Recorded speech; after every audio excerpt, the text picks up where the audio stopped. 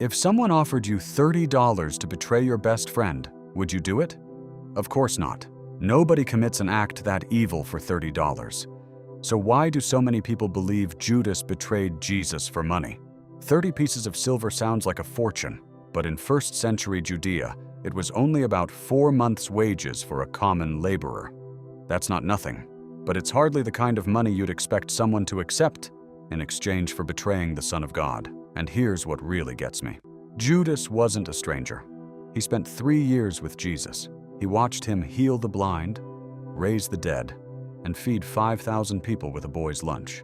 He heard every sermon. He sat at the Last Supper. You don't walk away from all of that for 4 months' wages. So what really happened? What was going on inside Judas that led him to that moment in the garden? The kiss, the torches, the soldiers. The Bible gives us several clues. And when you put them together, the answer is far more complicated than simple greed. It's also far more unsettling. Let's get into it. First, let's talk about who Judas really was. Judas Iscariot wasn't some random outsider who somehow slipped into Jesus' inner circle. He was chosen. Jesus personally chose him.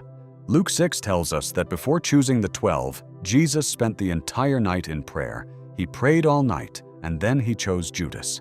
Think about that for a moment.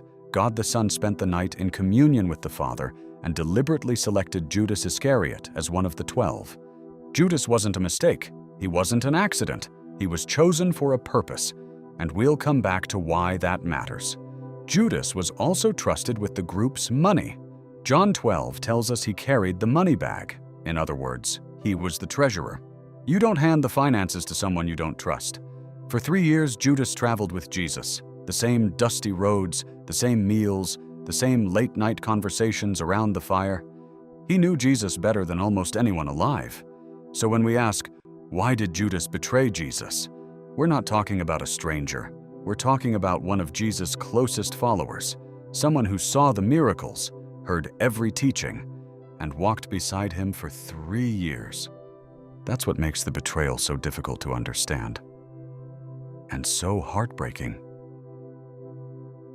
Now let's look at the money, because at first glance it seems like an open and shut case. In Matthew 26, the chief priests are looking for a quiet way to arrest Jesus.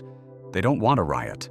Judas goes to them and asks, "What are you willing to give me if I hand him over to you?" They count out 30 pieces of silver.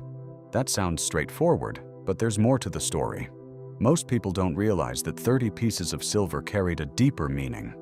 In Exodus 21:32, 30 shekels was the compensation paid when a slave was killed. In other words, the religious leaders valued Jesus at the price of a slave. It wasn't just a payment, it was an insult. But here's the detail that makes us stop and think. After Jesus is condemned, Judas doesn't keep the money. Matthew 27 tells us he is filled with remorse. He returns to the chief priests, throws the silver into the temple, and walks away. If money had been his only motivation, that reaction makes very little sense. A man driven only by greed doesn't give the money back. He keeps it. But Judas couldn't live with what he had done. The silver was never enough to silence his conscience. Does that mean greed played no role? Not at all. John tells us Judas had already been stealing from the money bag.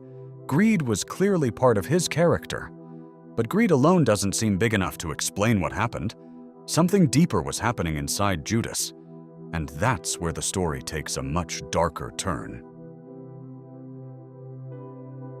So if money wasn't the whole story, then what was? This is where things get really interesting. Over the centuries, many Bible scholars have suggested another possibility. The Bible never says this directly, but it does fit some of the pieces. What if Judas was trying to force Jesus' hand? Think about the world Judas lived in. Like most Jews in first century Judea, he lived under Roman occupation. Heavy taxes, foreign soldiers, no real political freedom. For generations, Israel had been waiting for the Messiah. But most people weren't expecting a suffering servant. They were expecting a king, a warrior, another David who would drive out the Romans and restore Israel's kingdom. Now imagine you're Judas. You've spent 3 years with Jesus. You've watched him calm storms, cast out demons, heal the sick, and even raise Lazarus after 4 days in the tomb. You've seen power unlike anything the world has ever witnessed. And yet Jesus keeps talking about suffering, about dying, about a kingdom that is not of this world. None of it matches what you expected. So maybe Judas reached a dangerous conclusion. What if Jesus just needed the right moment? What if he simply had to be forced into action? Maybe handing Jesus over wasn't meant to destroy him. Maybe Judas believed it would force a confrontation. A moment where Jesus would finally reveal his power, overthrow his enemies, and establish the kingdom everyone was waiting for. We can't know for certain. Scripture never tells us Judas's exact thoughts. But if that's what he believed then, his betrayal wasn't just an act of greed. It was an attempt to force God's plan to happen on his own terms. And that kind of thinking is far more dangerous than it first appears. Now here's where things get really interesting. Scripture never tells us exactly what Judas was thinking, but it does leave us with a few details worth paying attention to. Clue number 1. 6 days before Passover, Mary, the sister of Lazarus, takes an expensive jar of perfume worth nearly a year's wages and pours it on Jesus' feet. It's an act of extravagant worship, pure love. Judas immediately objects. He says, "Why wasn't this perfume sold and the money given to the poor?" But John adds an important detail. Judas didn't say that because he cared about the poor. He said it because he was a thief and had been stealing from the money bag. So yes, greed was clearly part of Judas's character. But notice what else is happening. Judas criticizes an act of wholehearted devotion. He's practical, he's calculating, he's focused on outcomes. It almost seems as if he's more interested in what Jesus should accomplish than in simply loving Jesus for who he is. Clue number 2. Right after this event, Judas goes to the chief priests.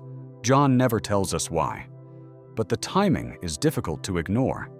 Perhaps this was the moment Judas finally realized Jesus wasn't going to become the kind of Messiah he had expected. We can't know for certain, but it may help explain why he acted when he did. Clue number 3. At the Last Supper, Jesus tells the disciples that one of them will betray him. One by one, they ask, "Surely not I, Lord?" No one points to Judas. No one accuses him. No one even suspects him. That's how trusted he was. Then Jesus hands Judas a piece of bread and says, "What you are about to do quickly." Even then, the other disciples don't understand. They assume Judas is leaving to buy supplies or give money to the poor. Right up until the very end, Judas looked like one of the faithful. And finally, clue number 4. In the garden, Judas doesn't identify Jesus with a gesture from a distance.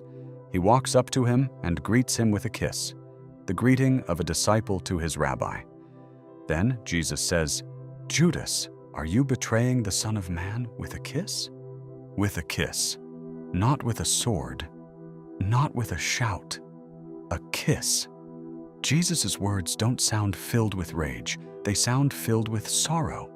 The sorrow of a friend watching another friend make the worst decision of his life. Now here's the hardest question of all, and it's not one we can simply skip over.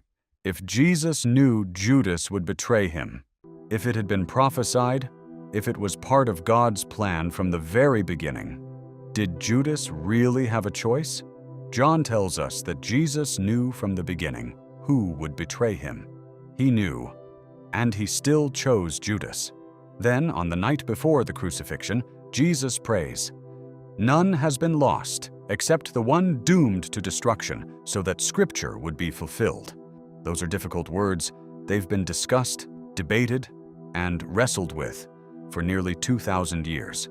How can God's sovereign plan and human responsibility both be true at the same time? That's one of the deepest questions in Christian theology. But here's what Scripture seems to hold together. Judas made real choices.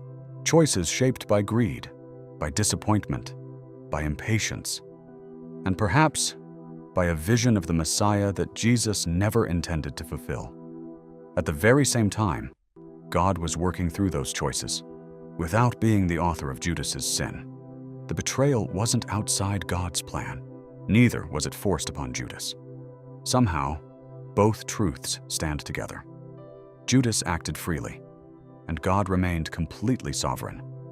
What Judas intended for evil, God used to accomplish the greatest act of redemption in history. The cross wasn't God's backup plan. It was His plan all along.